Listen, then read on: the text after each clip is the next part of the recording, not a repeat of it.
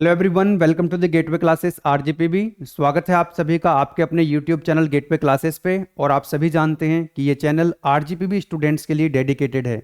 इस चैनल पर हम लोग आरजीपीबी के सिलेबस के हिसाब से कंटेंट अपलोड कर रहे हैं। ऑलरेडी हम एक सब्जेक्ट स्टार्ट कर चुके हैं आरजीपीबी बीटेक फर्स्ट ईयर के लिए, और सब्जेक्ट का नाम है बेसिक मैकेनिकल इंजीनियरिंग। यूनिट 1 हमारी ऑलरेडी कंप्लीट हो चुकी है और आज हम स्टार्ट करने जा रहे हैं यूनिट नंबर 3, और यूनिट नंबर 3 का नाम है फ्लूइड्स। राइट, तो एक बार सिलेबस देख लेते हैं कि RGPV BTech first year basic mechanical engineering unit number 1 का यूनिट नंबर 3 का सिलेबस क्या है। तो यहां देख सकते हैं आप यूनिट नंबर 3 का जो सिलेबस है, यहां पर आप देख पा रहे हैं कि यूनिट नंबर 3 का नाम है फ्लूइड्स। ठीक है, और फ्लूइड्स के अंदर हम लोगों को पढ़ना है यूनिट नंबर 3 में कि फ्लूइड क्या होता है, फ्लूइड मैकेनिक्स क्या होती है, देन फ्लूइड की कौन कौन सी प्रॉपर्टीज होती हैं, जैसे प्रेशर है, डेंसिटी है, विस्कोसिटी है। इसके अलावा और भी फ्लूइड की प्रॉपर्टीज होती हैं जो आरजीपीबी एग्जाम में पूछी जाती हैं, उनको भी हम डिस्कस करेंगे। देन टाइप्स ऑफ फ्लूइड्स की बात करेंगे। न्यूटन्स लॉ ऑफ विस्कोसिटी आपको पढ़ना है, बहुत इंपॉर्टेंट है, आरजीपीबी में बार बार ये स्टेटमेंट पूछा जाता है। पास्कल लॉ और बर्नौली इक्वेशन की बात करेंगे। बर्नौली इक्वेशन आपको पढ़नी है इनकम्प्रेसिबल फ्लूइड्स के लिए। और यहां पर हम लोग पढ़ने वाले हैं principle of hydraulic machines. Hydraulic machines के अंदर भी दो तरह की मशीन्स आती हैं, एक हाइड्रोलिक पंप्स और दूसरा है हाइड्रोलिक टर्बाइंस। ठीक है, और हाइड्रोलिक पंप्स के अंदर स्पेसिफिक हमको पढ़ना होगा यहाँ पे reciprocating pump. So this is the syllabus of unit number 3 according to syllabus of RGPV. ठीक है, तो ये हम पढ़ने वाले हैं। और आपको ध्यान होगा कि यूनिट नंबर 1 में और यूनिट नंबर 2 में ज़्यादातर थ्योरी है, उसमें कुछ न्यूमेरिकल है, मतलब न्यूमेरिकल कम है। लेकिन जो यूनिट नंबर 3 है हमारी फ्लूइड्स वाली, इसके अंदर थ्योरी भी है, इसमें डेरिवेशंस भी हैं और इसमें न्यूमेरिकल्स भी हैं। तो एक एक चीज़ को बहुत अच्छे से, बहुत आसान लैंग्वेज में मैं आपको समझाने का प्रयास करूंगा। ठीक है, तो आज का जो हमारा लेक्चर नंबर 1 है यूनिट नंबर 3 का, आज के इस लेक्चर में हम लोग क्या पढ़ने वाले हैं। आज हम पढ़ेंगे फ्लूइड और फ्लूइड मैकेनिक्स क्या होता है, then properties of fluid, fluid की कुछ प्रॉपर्टीज हम लोग डिस्कस करेंगे। और इन टॉपिक से जो क्वेश्चंस ऑलरेडी आरजीपीबी एग्जाम में आए हुए हैं, उन क्वेश्चंस को भी हम हाथ के हाथ डिस्कस करते हैं। आप यहां पर देख सकते हैं, जैसे ये हमारा कंटेंट है, बहुत सिंपल लैंग्वेज में हमने इसको लिखा हुआ है। यहां पर आप देख पा रहे होंगे, जैसे ये एक टॉपिक है ना, कि फ्लूइड क्या होता है। ये आरजीपीबी जून 2016 में क्वेश्चन पूछा गया था। राइट, फ्लूइड मैकेनिक्स पढ़ेंगे, देन उसके बाद हम ये बेसिक प्रॉपर्टीज हैं फ्लूइड की, और ये फ्लूइड की प्रॉपर्टीज ऑलरेडी आरजीपीबी एग्जाम में पूछी जा चुकी हैं। ठीक है ना, तो इस तरह का ये कंटेंट बहुत सिंपल कंटेंट है, सिंपल लैंग्वेज में एकदम बहुत ही सिंप्लीफाई करके। देखो ये न्यूमेरिकल है, आरजीपीबी जून 2014 में न्यूमेरिकल पूछा गया था आपसे, तो इस न्यूमेरिकल को हम सॉल्व करेंगे। ठीक है, और एक क्वेश्चन मैं आपको प्रैक्टिस के लिए दूंगा, जिसको आप खुद से ट्राई करेंगे, और पूरा लेक्चर आपको बहुत आसानी से समझ में आने वाला है। ठीक है, अगर आप चैनल पर नए हैं तो चैनल को लाइक, शेयर और सब्सक्राइब कर लीजिएगा। अपने दोस्तों को बता दीजिएगा कि जिस तरह से एकेटीयू में हमने डेडिकेशन के साथ पूरा कंटेंट कवर कराया हुआ है, उसी तरह से आरजीपीबी का सिलेबस भी अब हम यहाँ पर कवर करा रहे होंगे। साथ ही साथ इस सब्जेक्ट के अलावा आपको और कौन कौन से सब्जेक्ट की नीड है, आप लोग कॉमेंट करके बता सकते हैं। चलिएगा, स्टार्ट करते हैं फिर आज के इस सेशन को। Okay, so my dear students, हम लोग पढ़ने जा रहे हैं फ्लूइड्स के बारे में। ठीक है, फ्लूइड मैकेनिक्स के बारे में। तो थोड़ा सा इसका एक ब्रीफ इंट्रोडक्शन ले लेते हैं कि मैटर क्या होता है। Matter is anything that has mass and occupy the space. कोई भी जो मैटर क्या होगा, मैटर एनीथिंग कुछ भी हो सकता है कि जिसके पास मास है और वो कुछ स्पेस को ऑक्यूपाई करता है। अब matter exist in either solid states और फ्लूइड स्टेट। ध्यान दीजिएगा कि कोई भी मैटर है, जो भी आप अपने आसपास में देख सकते हैं, इस ब्रह्मांड में जो कुछ भी आप देखते हैं, या तो वो किस स्टेट में होगा, सॉलिड स्टेट में होगा, या तो वो सॉलिड स्टेट में होगा, या फिर वो फ्लूइड की स्टेट में होगा। सॉलिड मतलब जैसे आप सीमेंट, कंक्रीट, आयरन, लोहा, एल्यूमिनियम, जितने भी ये मेटल्स, नॉन मेटल्स हैं, ये सब क्या हैं, ये सॉलिड्स हैं। ओके, नाउ अब फ्लूइड्स क्या होते हैं। फ्लूइड्स मतलब जैसे इसके अंदर एक्चुअली जो फ्लूइड है, ये भी दो कैटेगरी में बढ़ जाता है। The fluid state is further divided into liquid state और गैसियस स्टेट। लिक्विड स्टेट और गैसियस स्टेट। लिक्विड मतलब जैसे वाटर हो गया, ठीक है, पेट्रोल हो गया, डीजल हो गया, केरोसिन हो गया। नो, गैसेस के अंदर क्या आ जाएंगे, जैसे ऑक्सीजन है, नाइट्रोजन है, एयर है, ये सब क्या आ जाएंगी इसके अंदर। तो अल्टीमेटली हम ये कह सकते हैं कि कोई भी मैटर अगर आप देखते हैं अपने आसपास, तो उसकी वो 3 स्टेट्स में आपको मिलेगा इन जनरल। कौन कौन सी, या तो वो सॉलिड स्टेट में होगा, या फिर वो लिक्विड स्टेट में होगा, या फिर वो गैसेस स्टेट में होगा। अब एक बात और आपको ध्यान में रखनी होगी कि कोई भी मैटर जो है वो हो सकता है कि तीनों स्टेट्स में एग्जिस्ट कर सकता हो एक सेम मैटर। जैसे आप पानी का एग्जांपल ले सकते हैं, वाटर का बहुत सिंपल सा एग्जांपल है। पानी आप पी रहे हो तो जो आप लिक्विड की फॉर्म में पीते हो तो वो क्या होगा, लिक्विड की स्टेट में होगा, ठीक है। अब उस पानी को आप फ्रीजर में रख दो, ठीक है, उसको आप सॉलिड बना दो यानी कि बर्फ बना दो, जो आइस बना दोगे तो क्या बन जाएगा, वो सॉलिड बन जाएगा। वही पानी जिसको आप पी रहे थे, आपने उसको फ्रीजर में रख दिया, आपने उसको किस में कन्वर्ट कर दिया, सॉलिड में, ठीक है। अगर आप उसको किसी बर्तन में रख के उसको हीट सप्लाई करो, पानी को लिक्विड की फॉर्म में जो था, तो वो क्या बन जाएगी, उसकी भाप बन जाएगी, स्टीम बन जाएगी, यानी वो किस स्टेट में आ जाएगा, गैसेस स्टेट में आ जाएगा। तो एक मैटर जो है वो तीनों फेज में भी क्या कर सकता है, एग्जिस्ट कर सकता है। वाटर का एक सिंपल सा एग्जांपल आप लिख सकते हैं, वही चीज यहां पर लिखी गई है। ओके, चलिएगा आगे बढ़ते हैं। नेक्स्ट एक चीज और आपको ध्यान रखनी है, क्योंकि हमको बेसिक प्रॉपर्टीज पढ़नी होंगी फ्लूइड्स की, तो वहां पर आपको जो है, फ्लूइड्स का मतलब आप समझ गए, फ्लूइड्स के अंदर या तो लिक्विड आएगा या गैसेस आएंगी, राइट। थोड़ा यहां पर कंपेयर कर लेते हैं बेटा। यहां पर आप देख सकते हैं ये सॉलिड है, ये लिक्विड है और ये गैसेस है। थोड़ा सा आप यहां पर ध्यान दीजिएगा, जो सॉलिड के मॉलिक्यूल्स होते हैं, सॉलिड के जो मॉलिक्यूल्स होते हैं वो बहुत पास पास में होते हैं। जितने भी सॉलिड्स हैं, जैसे लोहा है, आयरन है, स्टील है, उनके जो मॉलिक्यूल्स होंगे बहुत पास पास में होंगे। The molecules in case of solids are closely pack with each other, एक दूसरे के साथ बहुत, मतलब उनके बीच में जो मॉलिक्यूलर फोर्स होता है बहुत ज्यादा स्ट्रांग होता है। आप उसको खींचोगे तो वो खींचेगा नहीं, ठीक है ना, वो टूटेगा नहीं।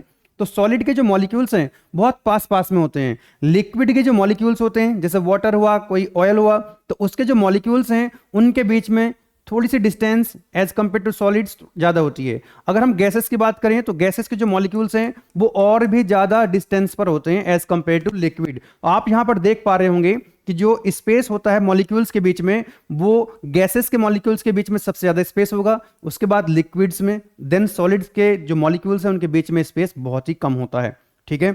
यहां से एक चीज और आपको समझ में आ गई होगी कि भाई जो सॉलिड्स होते हैं उनकी डेंसिटी क्या होती है, ज्यादा होती है। क्योंकि अगर आप देखिएगा जो लोहा है ना, जैसे लोहा है आप किसी एक कंटेनर में रखिए जिसका वॉल्यूम फिक्स है, तो उसमें क्या होगा, उसका ज्यादा डेंसिटी होने के कारण उसका वेट ज्यादा हो जाएगा, ठीक है। उसी के अंदर आप लिक्विड भरेंगे, पानी या कोई ऑयल, तो उसका वेट कम होगा, ठीक है ना।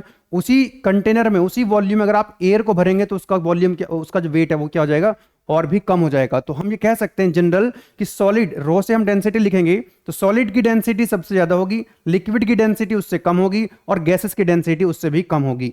तो एक बेसिक आइडिया आपको यहां पर मिल चुका होगा, ठीक है। चलिएगा, वही चीज यहां पर लिखी गई है जो मैंने आपको समझाई है। In solids the molecules are very closely spaced.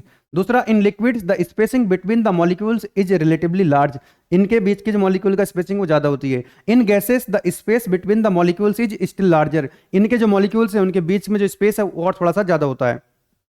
आगे बढ़ते हैं, और ये जो आप देख रहे हैं यहां पर फ्लूइड के बारे में है ना, अब हम पढ़ेंगे कि फ्लूइड क्या होता है, क्योंकि अपनी यूनिट का नाम ही क्या है बेटा, फ्लूइड है। आरजीपीवी जून 2016 में ये क्वेश्चन पूछा गया था कि फ्लूइड क्या होता है, ठीक है। यहां पर मैंने क्वेश्चन लिखा हुआ है कि क्वेश्चन जो है वो किस तरह से पूछा गया था। क्वेश्चन पूछा गया था आपसे कि what do you mean by fluid, fluid क्या होता है, define any 3 properties of fluid, और फ्लूइड की कोई 3 प्रॉपर्टीज आपको डिफाइन करनी है। तो ये फ्लूइड की प्रॉपर्टीज हैं, इस पर आएंगे हम अभी। पहले हम ये समझ लेते हैं कि फ्लूइड क्या होता है।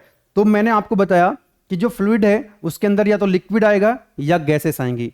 और आप देख सकते हैं लिक्विड जैसे पानी है, फ्लो हो सकता है, जैसे ऑयल है, फ्लो हो सकता है, मिल्क लिक्विड है, मिल्क फ्लो हो सकता है। और दूसरा क्या, फ्लूइड के अंदर गैसेस हैं, तो गैसेस भी क्या हो रही होती हैं, फ्लो हो रही होती हैं। गैसेस के जो मॉलिक्यूल्स हैं वो रैंडम मोशन में होते हैं। यहां पर भी क्या, एयर है तो ये फ्लो हो रही है, ठीक है ना। ऑक्सीजन, नाइट्रोजन, ये सब गैसेस हैं तो क्या हो सकती हैं, फ्लो हो सकती है। मतलब लिक्विड और गैसेस ये दोनों क्या हो सकते हैं, फ्लो हो सकते हैं। और इसीलिए इन दोनों को फ्लूइड की कैटेगरी में रखा गया है, इसीलिए इन दोनों को फ्लूइड की कैटेगरी में रखा गया है। तो फ्लूइड वो मैटर होते हैं या फ्लूइड वो सब्सटेंस होते हैं जो जिनके अंदर फ्लो होने की एबिलिटी होती है। तो जो सब्सटेंस फ्लो हो सकते हैं उनको हम फ्लूइड बोलते हैं। फ्लूइड में भी defined as the substance which is capable of flowing, fluid वो सब्सटेंसेस हैं जो फ्लो होने की कैपेबिलिटी रखते हैं।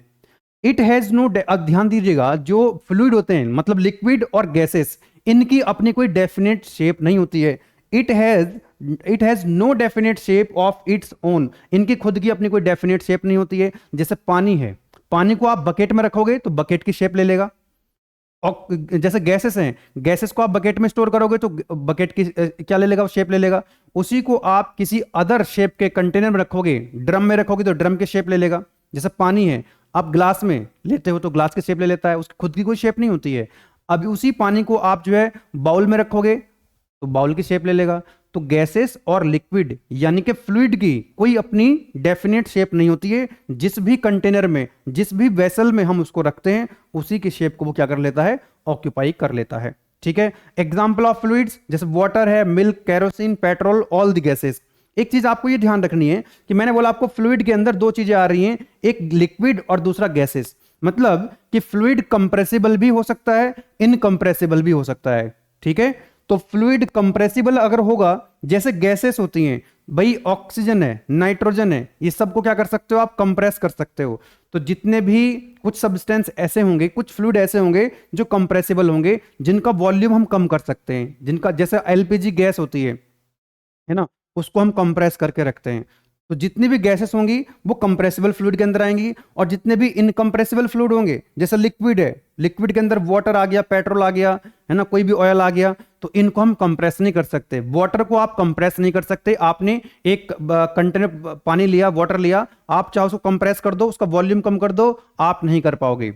तो दो तरह के फ्लूइड हो गए, एक कंप्रेसिबल जिनको कंप्रेस कर सकते हैं, एक इनकंप्रेसिबल जिसको हम कंप्रेस नहीं कर सकते। और मैंने भी आपको सिलेबस में बताया था आपको कि आपको बर्नौली इक्वेशन पढ़नी है, किसके लिए, इनकंप्रेसिबल फ्लूइड के लिए। तो फ्लूइड के बारे में आप ये एक स्लाइड के बारे में मैंने आपको इंट्रोडक्शन दे दिया है, आप इसको कर सकते हैं। Now what is fluid mechanics. अभी हमने क्या पढ़ा है बेटा, fluid. Now what is fluid mechanics. Mechanics क्या होता है, एक साइंस होती है, एक साइंस की एक ब्रांच होती है मैकेनिक्स। और जिस मैकेनिक्स के अंदर हम फ्लूइड की स्टडी करते हैं उसको हम बोलते हैं फ्लूइड मैकेनिक्स। तो मैकेनिक्स क्या हुआ बेटा, साइंस की एक ब्रांच है। मैकेनिक्स एक साइंस है, एक साइंस की ब्रांच है। और फ्लूइड के जिस फ्लूइड की जो हम फ्लूइड की क्या कर रहे हैं, स्टडी कर रहे हैं, किसके अंदर, फ्लूइड। मतलब फ्लूइड मैकेनिक्स साइंस की वो ब्रांच है जिसमें हम फ्लूइड के बिहेवियर की स्टडी करते हैं। ध्यान दीजिएगा, ऐसी साइंस या साइंस की वो ब्रांच जिसके अंदर हम फ्लूइड की स्टडी करते हैं, फ्लूइड के बिहेवियर की स्टडी करते हैं, उसको हम फ्लूइड मैकेनिक्स के नाम से जानते हैं। कि fluid mechanics is that branch of science which deals with the behaviour of fluid at rest as well as in motion. अब आप देखते होंगे कई जगह एप्लीकेशन ऐसे होते हैं कि जो फ्लूइड है वो रेस्ट में है। मान लीजिए कोई कंटेनर है, कंटेनर के अंदर जैसे आपका छत पे टैंक रखा हुआ है पानी का, तो उसमें क्या पानी रुका हुआ है। अगर आपने बंद किया हुआ है उसको, बॉल्ब उसकी बंद है तो स्टोर हो रखा है, तो वो क्या हो गया, फ्लूइड, यानी कि पानी रेस्ट में है। तो वो क्या होगा, उस फ्लूइड की अगर आप स्टडी कर रहे हो कि जो फ्लूइड रेस्ट में है, उसको बोला जाएगा फ्लूइड स्टैटिक्स। अगर हम फ्लूइड की स्टडी कर रहे हैं जब फ्लूइड रेस्ट में है तो वो कहलाता है फ्लूइड स्टैटिक। अगर फ्लूइड मोशन में है, जैसे बहुत सारी पाइपलाइन होती हैं, वाटर की पाइपलाइन है, सीएनजी की पाइपलाइन हो गई, एलपीजी की पाइपलाइन हो गई, तो अगर कोई फ्लूइड फ्लो हो रहा है, फ्लूइड मोशन में है, अगर फ्लूइड मोशन में है तो उसको बोला जाएगा फ्लूइड डायनामिक्स। बात समझ में आ रही है। The study of fluid at rest is called fluid statics. If the study of fluid in motion is called fluid dynamics. ठीक है ना। अगर हम फ्लूइड की स्टडी कर रहे हैं जब फ्लूइड रेस्ट में है तो फ्लूइड स्टैटिक्स, अगर मोशन में है तो फ्लूइड डायनामिक्स। आइएगा, नेक्स्ट आता है आपका फ्लूइड की बेसिक प्रॉपर्टीज कौन कौन सी होती हैं। तो फ्लूइड की बहुत सारी प्रॉपर्टीज हो सकती हैं बेटा, जैसे प्रेशर क्या होता है, density, specific volume, specific weight, specific gravity, then viscosity, kinematic viscosity. तो यहां तक ये फ्लूइड की प्रॉपर्टीज है जो हम डिस्कस करने वाले हैं, और ये इंपॉर्टेंट है from RGPV examination point of view. ठीक है। हालांकि इसके अलावा कोहेशन, एडिशन, सरफेस टेंशन और कैपिलरी, ये भी क्या होती हैं, फ्लूइड की प्रॉपर्टीज होती हैं। चलिएगा, तो देखो क्वेश्चन क्या पूछा गया था आपसे 2016 जून में आरजीपीबी के अंदर कि what do you mean by fluid, कि फ्लूइड क्या होता है, ये मैंने आपको डिफाइन कर दिया। Now define any 3 properties of the fluid. तो ये फ्लूइड की प्रॉपर्टीज हैं, इनमें से कोई 3 प्रॉपर्टीज आपको डिफाइन करने के लिए बोला गया था। अब हो सकता है कि नेक्स्ट टाइम 5 डिफाइन करवा ले, हो सकता है कि 2 डिफाइन करवा ले, तो कोई दिक्कत वाली बात नहीं है। हम सभी फ्लूइड की प्रॉपर्टीज को इनको 1 बाय 1 डिस्कस करते हैं। सबसे पहले हम बात करेंगे यहां पे, सबसे पहले हम लोग बात करेंगे यहां पर कि प्रेशर क्या होता है। ध्यान दीजिएगा, प्रेशर क्या होता है। सबसे पहली जो प्रॉपर्टी है दैट इज प्रेशर, बहुत ही बेसिक प्रॉपर्टी है। It is defined as normal force per unit area. Normal force per unit area को हम क्या बोलते हैं, प्रेशर बोलते हैं। ध्यान देना कि हमारी बॉडी के ऊपर भी क्या लगा हुआ है, एक प्रेशर लगा हुआ है। जो एयर है, जो एटमॉस्फेयर है, उसका प्रेशर हमारी बॉडी पे लगा हुआ है, हमारी सरफेस पे लगा हुआ है ना, जिसको हम बोलते हैं एटमॉस्फेरिक प्रेशर। जिसको क्या बोलते हैं? Atmospheric pressure. तो जो नॉर्मल फोर्स होता है, हमेशा ध्यान रखना, जो प्रेशर है वो नॉर्मल टू द सरफेस लगता है। जैसे यहां पर सरफेस है तो नॉर्मल परपेंडिकुलर लगेगा। जैसे ये बोर्ड है तो फोर्स जो लगेगा यहां पे, जो प्रेशर लगेगा वो नॉर्मल होगा। और जितने क्रॉस सेक्शन पे लगा हुआ है, जितने क्रॉस सेक्शन, जितने एरिया पे प्रेशर लगा हुआ है, उस एरिया से अगर हम डिवाइड कर दें फोर्स को, तो क्या मिल जाता है हमको? Intensity of pressure. तो force per unit area, force F A area, तो force per unit area is called pressure. ध्यान रखना, ये जो फोर्स है दैट इज नॉर्मल फोर्स। तो normal force per unit area को हम क्या बोलते हैं? प्रेशर बोलते हैं। ये एक स्केलर क्वांटिटी होती है। आप सभी लोगों ने पढ़ा होगा कि दो तरह की फिजिकल क्वांटिटीज होती हैं, साइंस में आपने पढ़ के आए होंगे स्कूल में, कि एक वो फिजिकल क्वांटिटीज होती हैं जिनको डिफाइन करने के लिए या एक्सप्लेन करने के लिए केवल और केवल मैग्नीट्यूड से काम चल जाता है, डायरेक्शन की जरूरत नहीं होती है। उनको हम स्केलर क्वांटिटी कहते हैं, जैसे प्रेशर एक स्केलर क्वांटिटी है। दूसरी फिजिकल क्वांटिटीज वो होती हैं जिनको डिफाइन या एक्सप्लेन करने के लिए हमको मैग्नीट्यूड के साथ साथ डायरेक्शन की भी जरूरत पड़ती है। उनको हम वेक्टर क्वांटिटी के नाम से जानते हैं। जैसे फोर्स एक वेक्टर क्वांटिटी है, ठीक है ना। तो ये क्या होगी? आपकी स्केलर क्वांटिटी है। अगर प्रेशर का मैग्नीट्यूड आपको पता है तो कोई दिक्कत नहीं, उतने से काम चल जाएगा, क्योंकि डायरेक्शन इसकी पता है ऑलरेडी, बाय डिफॉल्ट नॉर्मल रहनी है। यूनिट की अगर हम बात करें, यूनिट ऑफ प्रेशर, तो इसकी क्या यूनिट होगी? फोर्स होता है न्यूटन में और एरिया होता है आपका मीटर स्क्वायर। तो न्यूटन पर मीटर स्क्वायर, न्यूटन पर मीटर स्क्वायर क्या हो जाएगी? Unit of pressure. और एक और यूनिट होती है इसकी पास्कल। 1 पास्कल का मतलब होता है 1 न्यूटन पर मीटर स्क्वायर। न्यूमेरिकल में जब हम न्यूमेरिकल सॉल्व करते हैं तो यूनिट बड़े इंपॉर्टेंट रोल प्ले करती है, तो इस बात का ध्यान रखिएगा। एक और यूनिट होती है एटीएम, एटमॉस्फेरिक प्रेशर। 1 एटीएम जो होता है that is equal to 101325 pascal, या फिर आप इसको 1000 से डिवाइड कर देंगे, क्योंकि 1 किलो पास्कल का मतलब होता है 1000 पास्कल। तो ये पास्कल है, 1000 से डिवाइड कर दोगे इसको तो कितना हो जाएगा? 101.325 किलो पास्कल। आप अगर चाहें तो इसको अप्रोक्सीमेट 100 किलो पास्कल भी लिख सकते हैं, अप्रोक्सीमेट 100 किलो पास्कल भी लिख सकते हैं, राइट। एक और इसकी यूनिट होती है बार, और 1 बार का मतलब होता है 10 की पावर 5 पास्कल या 10 की पावर 5 न्यूटन पर मीटर स्क्वायर। तो ये यूनिट हो गई। अच्छा, यहां से एक क्वेश्चन पूछ लिया आरजीपीवी में। क्वेश्चन क्या था उसको जरा ध्यान दीजिएगा। ये कब पूछा गया? आरजीपीवी जून 2014 में पूछ लिया कि वैक्यूम प्रेशर क्या होता है। तो वैक्यूम प्रेशर को समझेंगे अभी। यहां पे जरा और हम प्रेशर के बारे में डिस्कस करते हैं। देखो, ये जो लाइन आप देख रहे हैं येलो कलर की, ये बेटा कौन सी लाइन है? ये डेटम लाइन है, जीरो एटमॉस्फेरिक प्रेशर है। यहां पर कोई प्रेशर नहीं है। कितना प्रेशर है? जीरो प्रेशर है। अब हम जीरो प्रेशर के ऊपर एटमॉस्फेयर है, आप समझ सकते हैं कि जो एटमॉस्फेयर की लेयर्स हैं, एटमॉस्फेयर जो है, एटमॉस्फेयर क्या करेगा? प्रेशर लगाएगा। तो एटमॉस्फेयर की वजह से, एटमॉस्फेरिक एयर के वजह से जो प्रेशर होता है बेटा, उसको हम बोलते हैं एटमॉस्फेरिक प्रेशर। तो जीरो से लेकर के यहां तक आप देख पा रहे होंगे, यहां से इस जीरो प्रेशर वाली लाइन से ऊपर ये जो ग्रीन कलर की लाइन आप देख रहे हैं, this is the atmospheric pressure. इसको लिख सकते हैं हम PATM, that is what? Atmospheric pressure. Zero pressure के ऊपर जो एटमॉस्फेरिक एयर की वजह से प्रेशर है, एटमॉस्फेयर की जो ड्यू टू एटमॉस्फेयर जो प्रेशर है, that is called atmospheric pressure. अब क्या प्रेशर एटमॉस्फेरिक ही रहता है हमेशा? ऐसे बहुत सारे एप्लीकेशंस हैं कि जब एटमॉस्फेरिक प्रेशर से ज्यादा प्रेशर भी होता है और कम प्रेशर भी होता है। जैसे आपकी जो कार है या बाइक है या स्कूटी है, उसके टायर में जो आप एयर फिल करवाते हो, तो वहां पे तो एटमॉस्फेरिक प्रेशर नहीं होता है। उसमें कौन सा प्रेशर? एटमॉस्फेरिक प्रेशर से ज्यादा प्रेशर होता है। एटमॉस्फेरिक प्रेशर से एयर जो आपने टायर के अंदर एयर फिल करवाई है, उसका प्रेशर एटमॉस्फेरिक प्रेशर से ज्यादा है। तो अगर प्रेशर एटमॉस्फेरिक प्रेशर से ज्यादा है, ध्यान देना, अगर प्रेशर एटमॉस्फेरिक प्रेशर से ज्यादा है तो उसको बोला जाता है गेज प्रेशर। कौन सा प्रेशर? Gauge pressure. ध्यान देना, gauge pressure, this is the gauge pressure. अगर एटमॉस्फेरिक प्रेशर से ऊपर है प्रेशर तो वो है गेज प्रेशर। और एटमॉस्फेरिक प्रेशर से कम प्रेशर भी हो सकता है। जैसे आपने सुना होगा वैक्यूम क्लीनर, वैक्यूम क्लीनर, तो उसमें क्या होता है? एटमॉस्फेरिक प्रेशर से कम प्रेशर होता है, ठीक है ना। तो अगर एटमॉस्फेरिक प्रेशर से ज्यादा है तो गेज प्रेशर, और एटमॉस्फेरिक प्रेशर से कम प्रेशर है तो वो कहलाएगा कि आपका निगेटिव गेज। क्या कहलाएगा? निगेटिव गेज,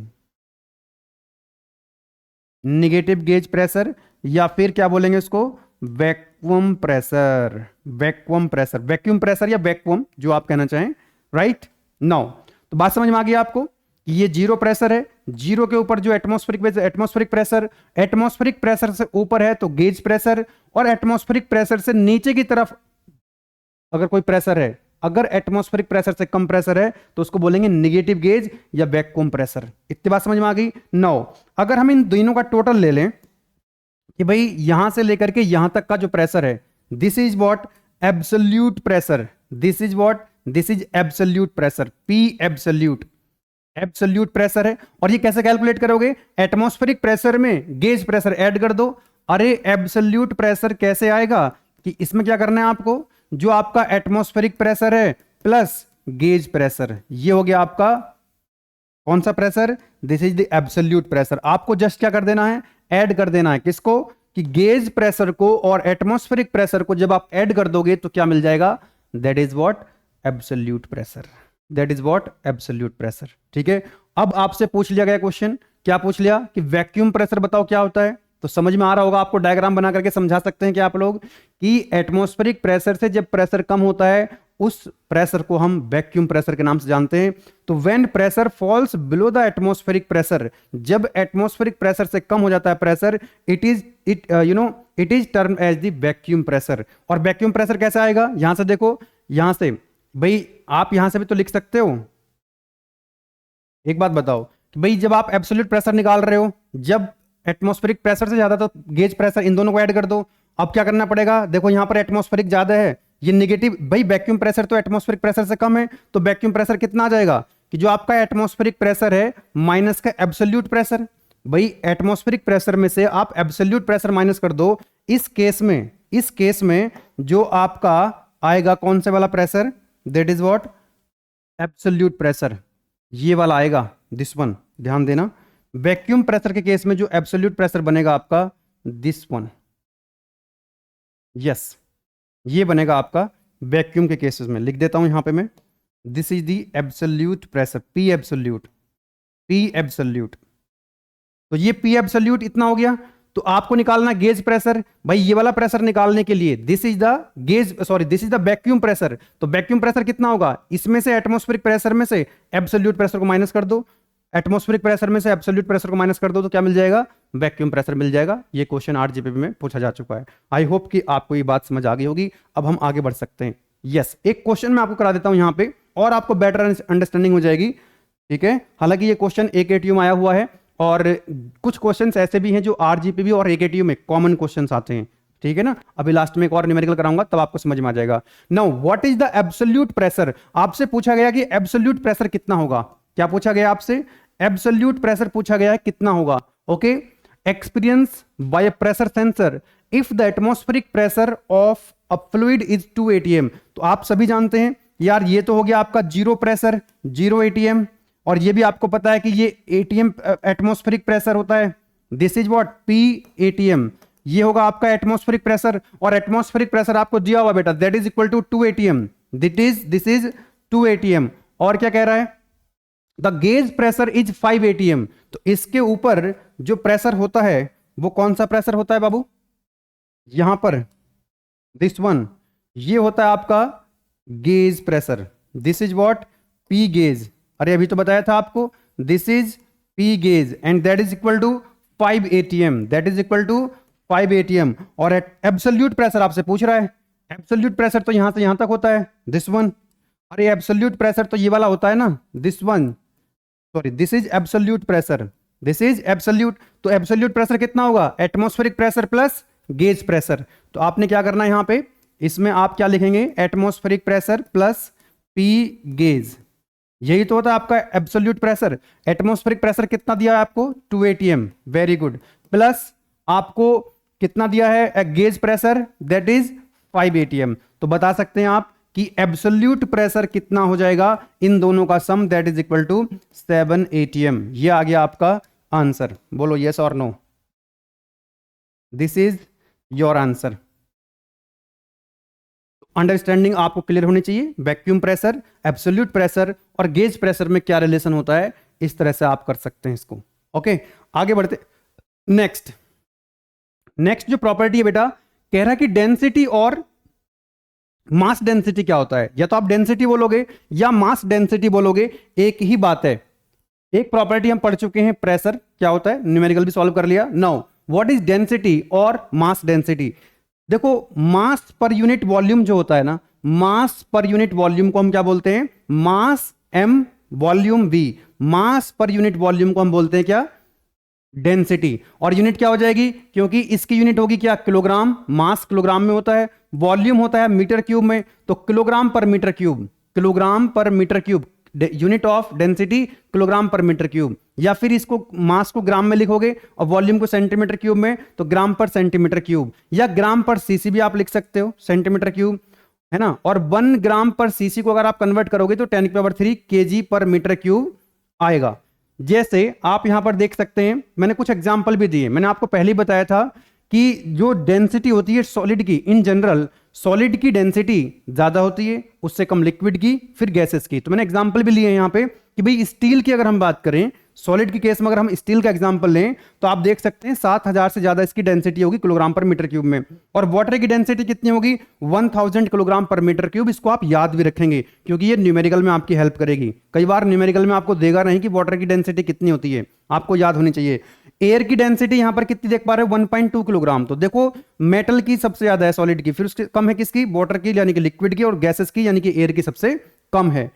देखो कोई भी मैटर होगा तो बेटा एक बात मुझे बताना कि कोई भी मैटर है, मान लो ये रूम है, मान ले तो ये रूम है, इस रूम के अंदर जो एयर है उसका कुछ मास तो होगा और इसका कुछ वॉल्यूम भी है। भाई मास है, इसका कुछ वॉल्यूम भी है। तो मैंने मान लिया फॉर एग्जांपल जो मास है इस रूम के अंदर, जो एयर है, इस एयर का जो मास है वो 100 केजी है और वॉल्यूम कितना है इसका, मान लो 75 मीटर क्यूब है।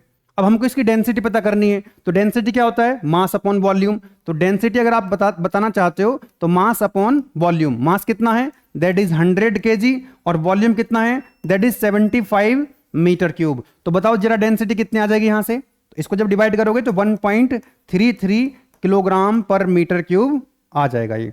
तो डेंसिटी कैसे कैलकुलेट करते हैं, मास, कोई भी सब्सटेंस उसका मास कितना है और उसको वॉल्यूम से डिवाइड कर दो, तो किलोग्राम पर मीटर क्यूब। मास को वॉल्यूम से डिवाइड कर दोगे, मास पर यूनिट वॉल्यूम क्या कहलाएगा, दैट इज डेंसिटी और मास डेंसिटी। ध्यान देना, मास डेंसिटी मतलब मास पर यूनिट वॉल्यूम। आगे बढ़ते हैं, नेक्स्ट आता है आपका स्पेसिफिक वॉल्यूम। ये जो स्पेसिफिक वॉल्यूम है, न्यूमेरिकल कराऊंगा भी मैं एक लास्ट में, उसमें ये सारी प्रॉपर्टीज आपको पता होंगी, बेसिक आइडिया होगा तो आप न्यूमेरिकल को सॉल्व कर सकेंगे। और वो न्यूमेरिकल आया हुआ है आरजीपीवी में, राइट। चलिएगा, स्पेसिफिक वॉल्यूम कुछ नहीं होता है, स्पेसिफिक वॉल्यूम को हम स्मॉल वी से लिखते हैं, और डेंसिटी की हम बात कर चुके हैं। तो 1/ρ जो होता है वही स्पेसिफिक वॉल्यूम होता है। अगर आपको डेंसिटी पता है, रो की वैल्यू पता है, तो 1/ρ से आप स्पेसिफिक वॉल्यूम निकाल सकते हैं। अब आप सभी जानते हैं रो क्या मतलब क्या होता है, दैट इज m/v। अरे m/v तो है, रो का मतलब क्या, m/v। तो ये कितना हो जाएगा, v ऊपर चला जाएगा, तो स्पेसिफिक वॉल्यूम हो जाएगा कैपिटल V/m। यानी कि ये है आपका वॉल्यूम, दिस इज वॉल्यूम और this is mass KG. Okay, तो ध्यान देना, मैं एक एग्जांपल से भी यहां पर समझा देता हूं आपको। मतलब आपको अगर डेंसिटी पता है तो इसका मतलब देखो यहां पर जो डेंसिटी है, तो यहां से अगर मैं स्पेसिफिक वॉल्यूम लिखना चाहूं, स्पेसिफिक वॉल्यूम को मैं लिखूंगा स्मॉल v से, और ये क्या होगा, that is equal to capital V/m। या फिर मैं ये कहूं कि ये 1/ρ होता है, क्या होता है, 1/ρ। और रो कितना था, 1.33, तो ये कितना हो जाएगा, that is equal to I think 0.75 आएगा, 7.5 मीटर क्यूब पर केजी, क्योंकि ये किलोग्राम पर अरे इसका रेसिप्रोकल करना है, ये किलोग्राम पर मीटर क्यूब है तो ये मीटर क्यूब पर किलोग्राम हो जाएगा। यहां पर आप देख सकते हैं, यहां पर जो V है टोटल वॉल्यूम मीटर क्यूब में, स्पेसिफिक वॉल्यूम कितना होगा वो मैं बताना चाह रहा हूं आपको। स्पेसिफिक वॉल्यूम स्मॉल v होगा आपका टोटल वॉल्यूम V अपॉन मास। टोटल वॉल्यूम कितना है, 75 मीटर क्यूब, और मास कितना है, दैट इज 100 केजी। तो आप देखेंगे ये आ जाएगा आपका 0.75 मीटर क्यूब पर केजी। ठीक है ना। तो इस तरह से अगर मास पता है, टोटल वॉल्यूम पता है, तो आप स्पेसिफिक वॉल्यूम बता सकते हैं, या फिर सीधा सीधा जो डेंसिटी थी that was mass upon volume. तो यहां से आप देख सकते हैं 1 जो रो होगा आपका, जो स्पेसिफिक वॉल्यूम होगा दैट इज 1/ρ, या 1 अपॉन m अपॉन v, तो स्पेसिफिक वॉल्यूम हो जाएगा आपका v upon m। 1 upon rho से कर लो या v अपॉन m से कर लो, ठीक है। आगे बढ़ते हैं, तो ये हो गया आपका total volume v upon mass m, ठीक है, दिस वन। ये हो गया आपका total volume that is metre cube and mass that is KG. तो मास तो metre cube per KG, unit of specific volume metre cube per KG हो जाएगी, that is very simple.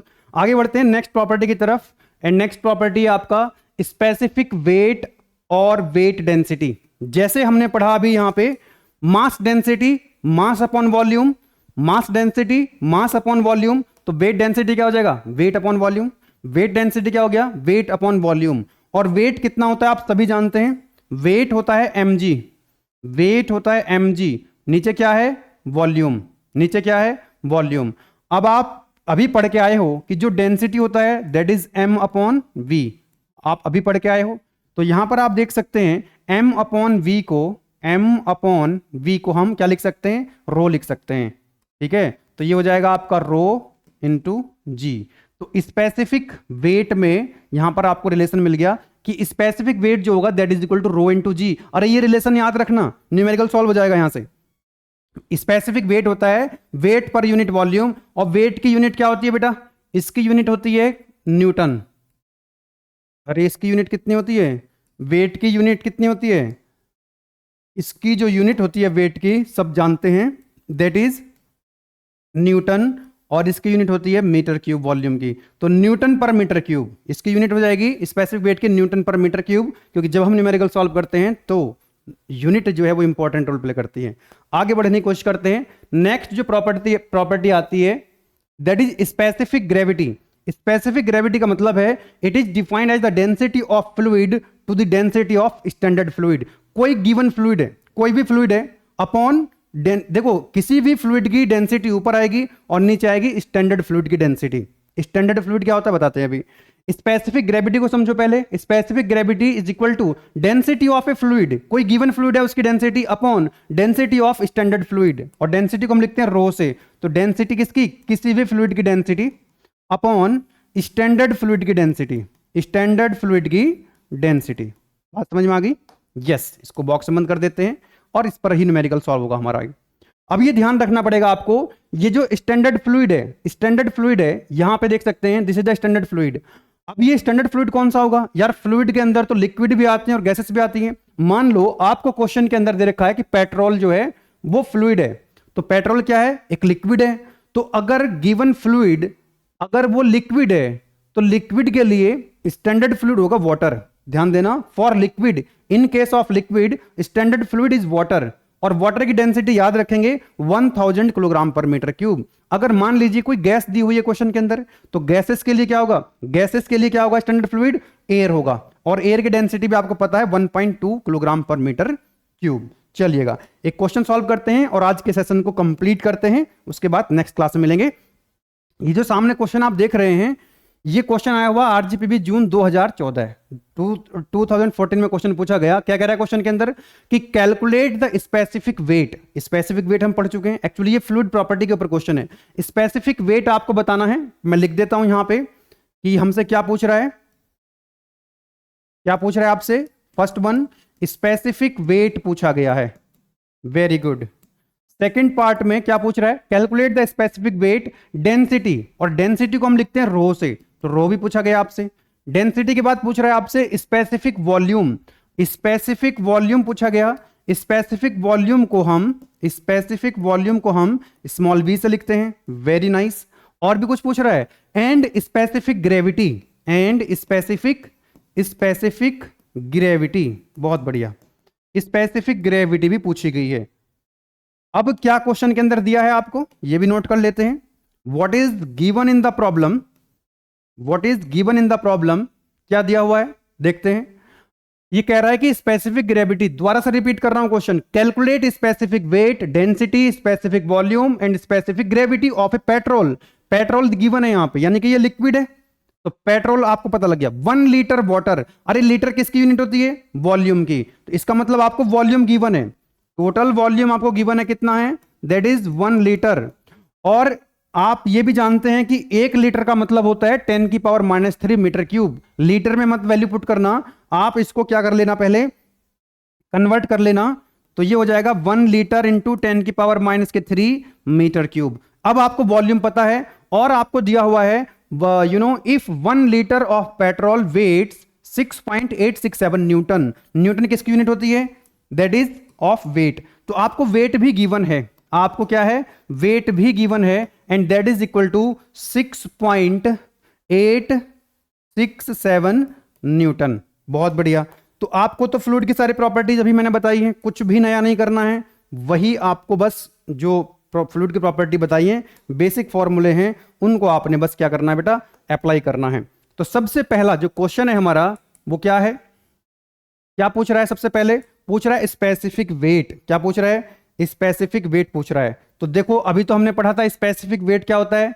Specific weight होता है weight per unit volume. Weight भी question में given है, volume भी क्वेश्चन के अंदर गिवन है, तो जस्ट वैल्यू पुट करो। वेट अपॉन वॉल्यूम होता है स्पेसिफिक वेट, वही पूछा गया आपसे सबसे पहले। तो सबसे पहले पूछा गया आपसे कि यार स्पेसिफिक वेट बताओ, और आप सभी जानते हैं ये होता है वेट अपॉन वॉल्यूम। ओके, और वेट कितना गिवन है? तो वेट गिवन है आपको 6.867 न्यूटन। ओके, और वॉल्यूम कितना गिवन है? दैट इज 1 इंटू 10⁻³ कि आपको लीटर में पता था, तो आपने 10⁻³ से मल्टीप्लाई करके मीटर क्यूब में कन्वर्ट कर लिया। तो यहां से आपको स्पेसिफिक वेट मिल जाएगा, and that will equal to, भाई ये ऊपर जाएगा तो ये हो जाएगा 6.867, और यूनिट हो जाएगी इसकी न्यूटन पर मीटर क्यूब। तो ये आंसर आ गया आपका। This is your first answer. Specific weight पूछा गया था बेटा, स्पेसिफिक वेट आपने कैलकुलेट कर लिया है, बहुत बढ़िया। उसके बाद पूछा गया आपसे डेंसिटी। देखो डेंसिटी के लिए आपको यह भी पता है, मैंने बोला था आपको कि स्पेसिफिक वेट जो होता है वो mg/v that is also equal to rho into g. तो स्पेसिफिक वेट में आपको यह रिलेशन पता है कि दूसरा वाला पार्ट हम सॉल्व कर रहे हैं, स्पेसिफिक वेट जो होता है that is equal to rho into g होता है माय डियर स्टूडेंट्स। तो स्पेसिफिक वेट तो हमने कैलकुलेट कर लिया, that is equal to 6.867 equal to rho की वैल्यू हमको फाइंड आउट करनी है डेंसिटी की, और जी की वैल्यू पूरी दुनिया जानती है, दैट इज इक्वल टू 9.81। तो यहां से आपको रो की वैल्यू मिल जाएगी। आप कैलकुलेटर यूज कर सकते हैं, इसमें साइंटिफिक कैलकुलेटर अलाउड होता है। तो ये है आपका 6.867 upon 9.81, and that is coming out, एक second, 6.867 upon 9.81 that is equal to 700। Density कितनी आ जाएगी बेटा इसकी? दैट इज इक्वल टू 700, और यूनिट क्या होगी? Kilogram per metre cube. तो ये आ गया आपका दूसरे वाला आंसर। कोई दिक्कत वाली बात नहीं है। आइएगा नेक्स्ट जो पार्ट है आपका थर्ड वन, वो क्या है? This is third one, specific volume. अरे स्पेसिफिक वॉल्यूम तो ध्यान देना, स्पेसिफिक वॉल्यूम मैंने कितनी बार आपको बताया था यहां पे कि स्पेसिफिक वॉल्यूम जो होता है 1/ρ होता है ना। V/m से लिख लो, या यहां पे आप सीधा सीधा क्या लिख लोगे? तो स्पेसिफिक वॉल्यूम क्या बताया था मैंने आपको? 1/ρ। 1/ρ जो होता है वो स्पेसिफिक वॉल्यूम होता है। तो रो की वैल्यू तो आपको पता है, specific volume small v is equal to कितना? 1/ρ। Very good. और 1/ρ की वैल्यू कितनी है? रो की वैल्यू अभी कैलकुलेट करी, दैट इज इक्वल टू 700। तो my dear students specific volume कितना हो जाएगा?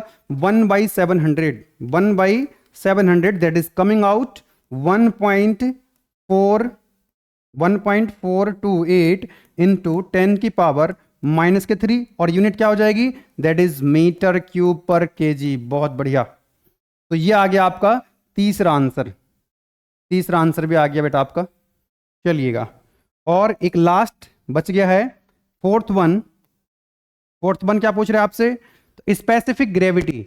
स्पेसिफिक ग्रेविटी, स्पेसिफिक ग्रेविटी क्या होता है? तो density of fluid upon density of standard fluid.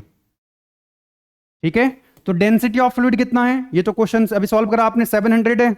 This is 700। अब ये स्टैंडर्ड फ्लूइड क्या होगा यहां पे? क्योंकि आपको पता है कि जो पेट्रोल है, ये जो पेट्रोल है, ये पेट्रोल तो लिक्विड है, ये जो पेट्रोल है बेटा, this is a liquid, this is what, liquid. और मैंने आपको बताया था, मैं यहां पर नहीं लिखना चाहूंगा, ठीक है, यहां बता देता हूं फिर से एक बार आपको। यहां पर देखना कि डेंसिटी ऑफ स्टैंडर्ड फ्लूइड नीचे आता है। अगर लिक्विड है, अगर कोई फ्लूइड लिक्विड है तो डेंसिटी जो उसका स्टैंडर्ड फ्लूइड होगा वो क्या होगा, वो होगा वाटर। और वाटर की डेंसिटी कितनी है, 1000 किलोग्राम पर मीटर क्यूब। तो यहां पर तो आपको साफ साफ दिया हुआ है बेटा, पेट्रोल है, क्वेश्चन के अंदर क्या है, पेट्रोल है, और पेट्रोल एक लिक्विड है। तो लिक्विड के लिए वाटर हम स्टैंडर्ड फ्लूइड की तरह यूज करते हैं, और वाटर की जो डेंसिटी होती है वो होती है 1000 किलोग्राम पर मीटर क्यूब। तो यहां से बेटा स्पेसिफिक ग्रेविटी आ जाएगी, और ये कितनी आ जाएगी, 0.7। और इसकी कोई यूनिट नहीं होती है, क्योंकि ऊपर भी क्या है डेंसिटी, नीचे भी क्या है डेंसिटी। तो इस तरह से 4 चीजें आपसे पूछी गई थी और आपने ये आंसर्स निकाल दिए हैं। सो मेरे ख्याल से आपको ये बात समझ में आ गई होगी किस तरह से हमने क्वेश्चन को सॉल्व किया है। अगर आपकी बेसिक अंडरस्टैंडिंग क्लियर रहेगी थोड़ी सी, तो आपको क्वेश्चन को सॉल्व करने में कोई दिक्कत नहीं आएगी। ठीक है, स्पेसिफिक वेट पूछा था, डेंसिटी पूछी थी, स्पेसिफिक वॉल्यूम पूछा था, स्पेसिफिक ग्रेविटी पूछी थी, और आपको क्या दिया था, 1 लीटर वॉल्यूम दिया था। 1 लीटर का मतलब होता है जितने भी लीटर हैं 10⁻³ से मल्टीप्लाई करके मीटर क्यूब में कन्वर्ट हो जाएगा। और वेट दिया हुआ था आपको क्वेश्चन के अंदर 6.867। स्पेसिफिक वेट होता है weight per unit volume, value put कर दी, आंसर आ गया। स्पेसिफिक वेट रो इंटू जी के बराबर भी होता है, तो यहां से डेंसिटी आ गई। स्पेसिफिक वॉल्यूम होता है रेसिप्रोकल ऑफ डेंसिटी, यानी कि 1/रो, रो की वैल्यू आ गई थी तो यहां से स्पेसिफिक वॉल्यूम आ गया। स्पेसिफिक ग्रेविटी होता है फ्लूइड की डेंसिटी अपॉन स्टैंडर्ड फ्लूइड की डेंसिटी। ठीक है, तो डेंसिटी हम यहां से कैलकुलेट कर रहे थे अभी, और स्टैंडर्ड फ्लूइड होगा यहां पे वाटर, क्योंकि यहां पर पेट्रोल क्या है, लिक्विड है, तो 1000 किलोग्राम पर मीटर क्यूब होती है स्टैंडर्ड फ्लूइड यानी कि वाटर की डेंसिटी। तो यहां पर आपने स्पेसिफिक ग्रेविटी निकाली, दैट इज कमिंग आउट 0.7। एक और क्वेश्चन आपको यहां पर दिया गया है, इसके आंसर भी मैंने यहां पर लिख दिए हैं, तो आप इसको सॉल्व कर लेना। कैलकुलेट द स्पेसिफिक वेट पूछा गया आपसे, डेंसिटी पूछी गई, specific gravity of 1 litre of liquid which weight 7 newton, उसी टाइप का क्वेश्चन है, आप सॉल्व कर लीजिएगा।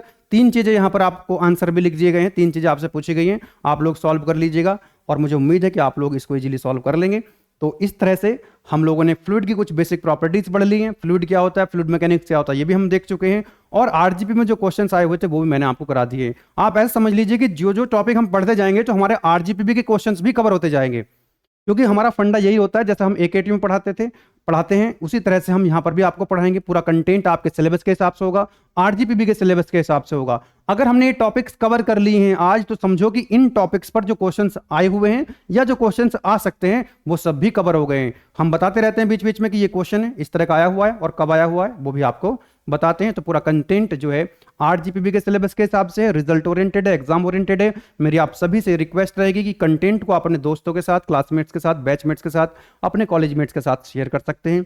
ठीक है, और कंटेंट अगर आपको अच्छा लगता है आप कमेंट बॉक्स में अपना फीडबैक भी लिख सकते हैं। मिलेंगे नेक्स्ट वीडियो में, और कुछ बेसिक प्रॉपर्टीज हैं जैसे विस्कोसिटी क्या होता है, काइनेमेटिक विस्कोसिटी क्या होता है, उसको हम डिस्कस करेंगे नेक्स्ट क्लास के अंदर, और न्यूमेरिकल प्रॉब्लम भी सॉल्व करेंगे। ठीक है, मिलते हैं नेक्स्ट वीडियो में, थैंक यू।